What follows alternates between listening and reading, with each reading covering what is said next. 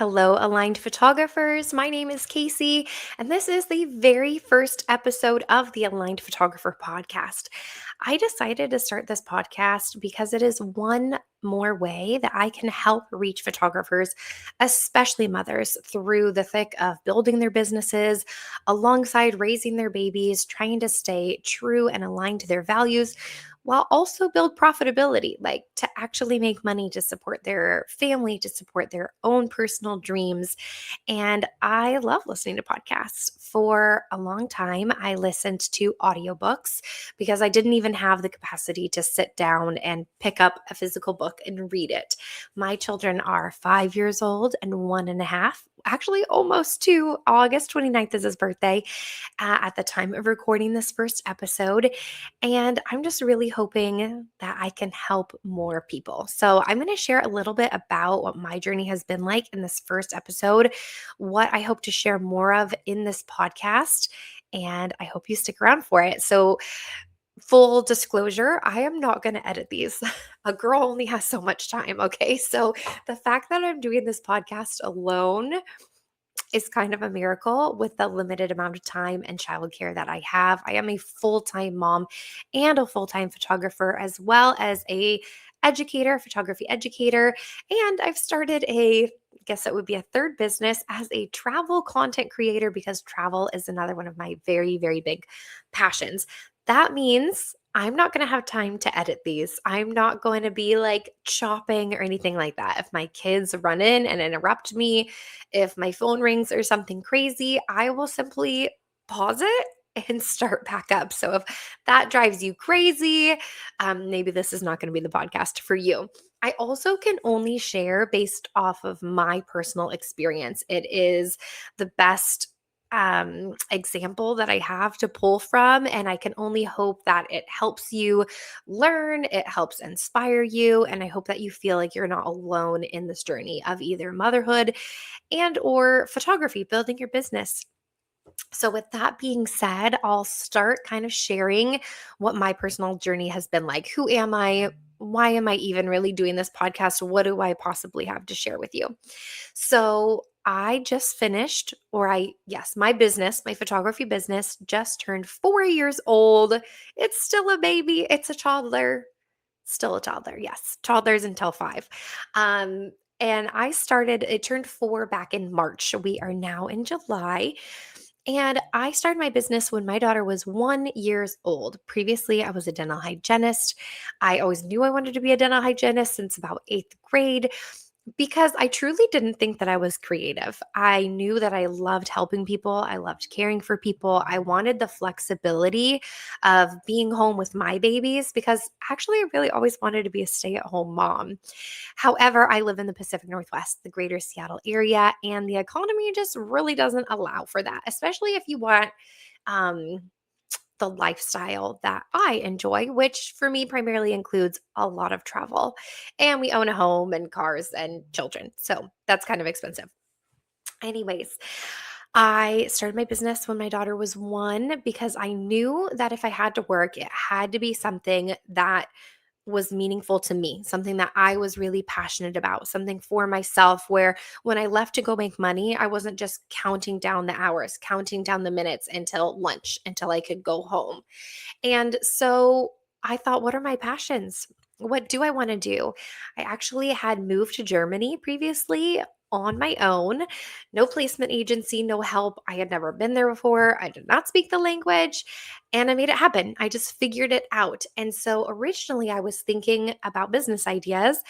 I wanted to help other dental hygienists go move to different countries around the world and basically do what I did, but hold their hand along the way and make it easier for them. So it's very fitting that as my photography career blossomed, that I decided I wanted to help other photographers do the same. And so I started my business. My camera did not work at the time. The actual shutter did not work. I just had the touch screen in the back. And I rented a studio in downtown Seattle and I scheduled 3 model calls. Two of them were maternity, one of them was boudoir. one of them was a boudoir maternity. And I said, if these work out, if I like how these images turn out, I'm just going to make an Instagram. I'm going to start sharing it online. I'm going to tell people that they could pay me to take their picture and I'm a photographer. And that took some getting used to, like actually going places and they'd say, what do you do? And I had to practice saying, I'm a photographer. I felt like an imposter in the beginning, just getting started. And but the more I did it, my goal was really to replace my dental hygiene income so that I didn't have to go do that anymore. At the time, I only needed to replace it. I'm going to talk numbers, by the way. I am very candid about financial goals. I will share very openly what I make, what my financial goals are, how I do it. I am happy to give the breakdown of costs. I feel like women in general don't talk as candidly and as open about money. And I want a lot of money. I'm not going to lie. Like, there are some people on Instagram that I follow. Maybe you follow them if you're in the same thing as me, but they talk very openly and very candidly saying like my $1 million year, I want to be really really rich. And what does your life look like to you? I will be sharing that very, very openly and honestly throughout my whole podcast. So if that's something that's interesting to you, or maybe a little bit scary, maybe it feels some type of way, I want you to think about that and hopefully you stick around and get more comfortable with it for yourself as well. So I needed to replace my dental hygiene income. And a few months in, so I started my business in March, and around June and July, I started doing that. It was just 2,500 a month. Maybe 2,500 feels like really ambitious to you right now if you're just getting started, or maybe it sounds like really small. Either way, that's what I needed to do to quit my dental hygiene job. I started making that and I was doing model calls. Sometimes they were tipping me, sometimes they were paying me. I think initially I charged $150 per session, and I just made it happen. When my family and I would travel, we took a road trip down to Crater Lake, Oregon, and I scheduled a session. It was a newborn session. I don't even know. At Mount Rainier on my way to Oregon. So really just getting what I could, but always trying to stay aligned along the way. I was very open at first to trying all different types of things, whether it was some senior sessions, some branding sessions. But every time I did a session that just kind of didn't feel exciting to me, it wasn't something that I loved, that I was looking forward to editing and sharing with the world, I really listened to that intuition along the way and continued to put out model calls and talk about and share the types of sessions that were really exciting to me, which at the time was a lot of newborns and, of course, maternity, which is really what I'm still known for today. And so by June, July, I was replacing my dental hygiene income, but I wasn't booking out in advance. Okay. This was like people booking the same week, the next week, kind of last minute coming through. And then it was in November, my husband started a new job. So our schedule was going to be shifting, which meant my availability to do dental hygiene was going to change. And although I was working as a temp and I definitely could have worked whenever he was home, I ultimately decided it was time to take the leap and to believe in myself and to trust that it would continue to happen, that I was going to make this happen. Because at that point, it had been, I guess, about 4 or 5 months consistently making what I needed to replace dental hygiene income. So I took the leap. It was just the month or so before that I actually met my mentor. I'll be very open about people who have helped me and I've learned from along the way. Elena S. Blair was my mentor, and I'm so incredibly thankful to have found her. I found her through a local community meetup, a studio called North City Studio. So if you're local to Seattle, highly, highly recommend checking out North City Studio. They are absolutely fantastic. They have 2 studio locations in the Shoreline area, and they host monthly community meetups that are completely free. And building community has been absolutely crucial to my journey as a photographer and a business owner. So I met Elena at the very first community meetup I attended at North City Studio. I ended up joining her mastermind that coming January, and just learned a lot along the way, which was fantastic to find this community and find these people who were so open and willing to help bring me along and share everything that they had learned along the way to help kind of expedite my experience growing my photography business. And so that is just something that I absolutely want to extend to anyone who hears this podcast, anybody who finds me online. I offer personalized one on one individual mentorships. And it's something that I am very passionate about helping others as well along the journey because it helped me so incredibly much. So I did that and basically just really encouraged me to raise my prices, set up all these systems and boundaries and automations, scheduling, just really aligned marketing, just the reassurance and belief in yourself that if you show up authentically and you share what it is that you're really passionate about, why do you love photography? Why do you love branding, motherhood, weddings, whatever photography you love? Why do you love it? Share about that and share as openly and as much as you can as possible, and then charge accordingly, right? Like know your value, know your cost of living, know what your time is worth, your expertise. So much goes into it. And so all of that along the way helped me really expedite the success of my photography business. I did this all while being a stay at home mom with my children. So my daughter was 1 when I started the business. Like I said, she is now 5. Along the way, I struggled with secondary unexplained infertility. That was quite an emotional and physical journey. And eventually had my son, got pregnant, and had my son, who's now almost 2. So I've built this business that is deeply aligned with my life and my values, incredibly fulfilling and meaningful. I get to do something that helps support other moms, which I'm incredibly passionate about. And I did it all in a sustainable and profitable way. And it's almost unbelievable for me to even say back. Like I'm just so grateful. I'm so thankful. I practice gratitude constantly. I think it is something everybody should practice. I am very much into law of attraction. I know a lot of manifesting, law of attraction, woo stuff is definitely becoming way more mainstream these days. It has been something that I have really known about and practiced for since maybe after high school. So many years, a good solid 15 years. And I can only say that I have seen the evidence in my life. Come to fruition. So I'm going to share all about that. I'm going to share about all of the practices, what I actually do for my business, what I do to find harmony between raising my babies and running this business. My daughter never went to daycare. She just barely last year did preschool, which was only a few days a week, a few hours.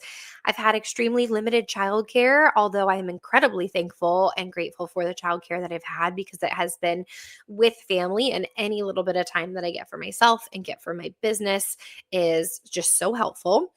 But it doesn't matter. Like I found myself throughout my own journey when we have imposter syndrome and we're looking at other photographers that really inspire us. And I know that I have personally fallen into the trap of saying, well, she did it because she has help. Like she has cooks, she has cleaners, she has childcare, she has, or her kids are older. And the truth is, a lot of photographers that I really admire and I look at their life and I see what they're accomplishing, their kids all are like 10 years older than mine.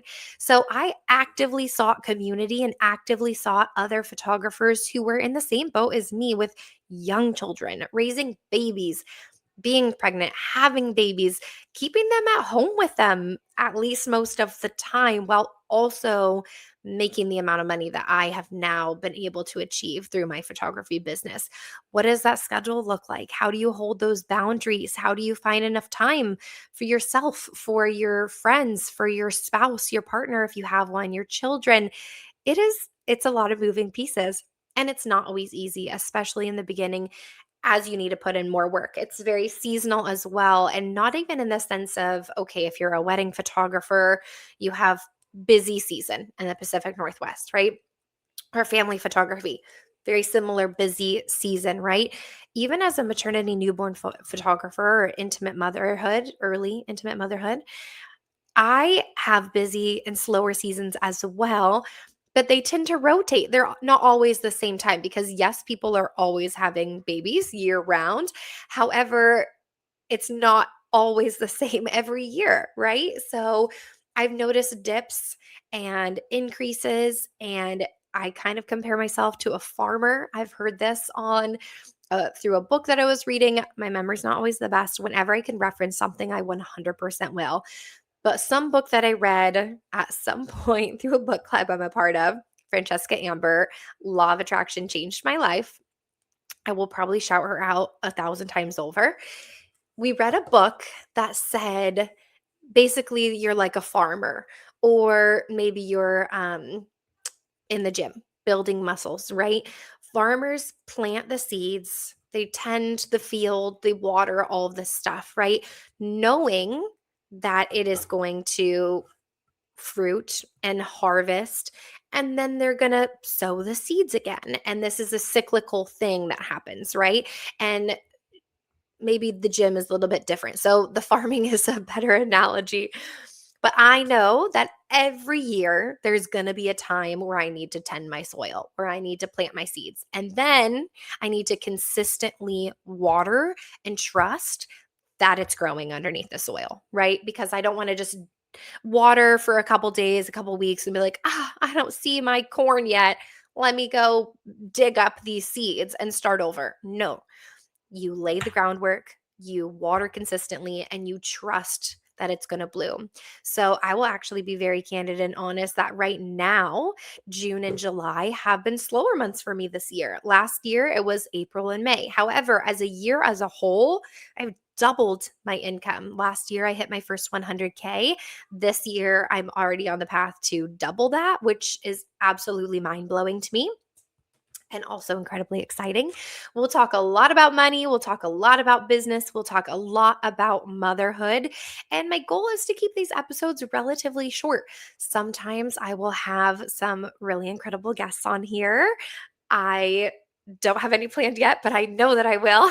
And other times it will just be me sharing thoughts that come to mind, things that I've learned, lessons along the way. I have to be completely honest, as this is my first episode and I'm just learning as I go, as we all are. Let's see, today is Thursday. Maybe I'll release an episode on Fridays or Mondays, but absolutely my goal is to release an episode weekly. And let me know. Feel free to respond to me. Feel free to email me. I will have show notes, I will have links. Let me know what questions you have. We can maybe do segments where we talk about what has been the most challenging thing for you as far as growing a business and raising babies at the same time. So, this podcast is really for photographers, it is for mothers, and it's even for motherhood photographers because that is my specialty and niche as well. So, sometimes we will also talk about creating that vulnerability during sessions with our clients, creating a comfortable, connected experience for them. And how do you guide them through that? How do you capture the rawness and the intimacy and the vulnerability of motherhood for photographers who are interested in that niche? And honestly, just creating a comfortable experience and vulnerability for all of your clients, because no matter what type of photographer you are providing an experience. And being in front of our camera is something that's scary. It's something that can be vulnerable for most people. And so, no matter what type of image you're taking, what type of niche that you're in, you want your client to feel comfortable in front of your camera. You want them to feel connected. You want them to enjoy their experience and to love their images before they even see them, because they trust you, because you guided them, and because they were really able to open up and share who they authentically are, right? And by doing that, you have to share who you are. And the like, no trust factor, all of that. So I'm going to keep this first episode relatively short at just under 20 minutes. And I hope you enjoyed it. I look forward to talking to all of you next week. Bye, aligned photographers.